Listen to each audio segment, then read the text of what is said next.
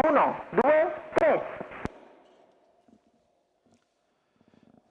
Questa volta sembra valida ed è davanti a Stecca Dimar nei confronti di Kidea de Numero Casrouge, 3, Kidea de Casrouge, squalificato. che però è di galoppo. Il secondo è Mamanidis Mani nei confronti di Evanti Spritz, partito in maniera importante da meno 20, già terzo in corda. Poi Dell'Alba, anche lui partito benissimo, quindi Eldorado, poi Falchetto Jet che prova a spostare all'esterno, quindi ancora Fantastica Fass, mentre passato al comando Mamanidis Mani, che ha preso l'iniziativa nei confronti di Astecca Dimar, che l'ha lasciato sfilare. Sposta all'esterno Evanti Spritz in anticipo su Dell'Alba, che precede Falchetto Jet, quindi Tommy, poi ancora Futurama.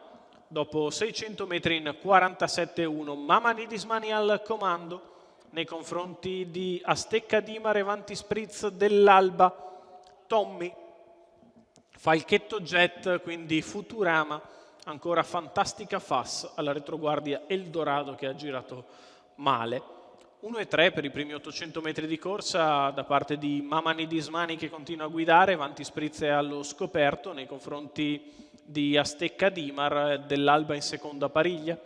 Primo chilometro in 1,18,9, si viene sotto alle tribune con al comando sempre Mamanidis Mani nei confronti di Astecca Dimar, di fuori Evanti Spritz con in scia Dell'Alba, poi Falchetto Jet, quindi ancora Fantastica Fass. Un giro al termine, frazioni in 15,4 sotto alle tribune, 1,34,3 i 1.200 di gara.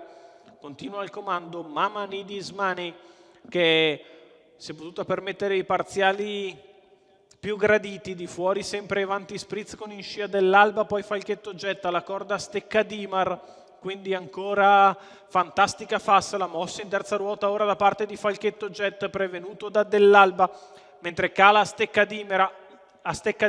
Il miglio passato in 2,37 da Mamanidis Mani, che è in vantaggio. Dell'Alba all'esterno, Fantastica Fass che ruba posizioni a tutti di dentro, quindi Falchetto Jet a contatto dei primi. Quando siamo all'ingresso dell'addirittura d'arrivo e Mamanidis Mani è sempre in vantaggio nei confronti di Dell'Alba, a largo di tutti Falchetto Jet, di dentro Fantastica Fass. Lo scatto di Fantastica Fass che va su Mamanidis Mani, è in vantaggio Fantastica Fass, a largo Falchetto, si difende Mamanidis che riparte, Mamanidis Mani e di dentro Fantastica Fass, ma è Mamanidis Mani con Alberto Garruto che vengono a vincere nel finale.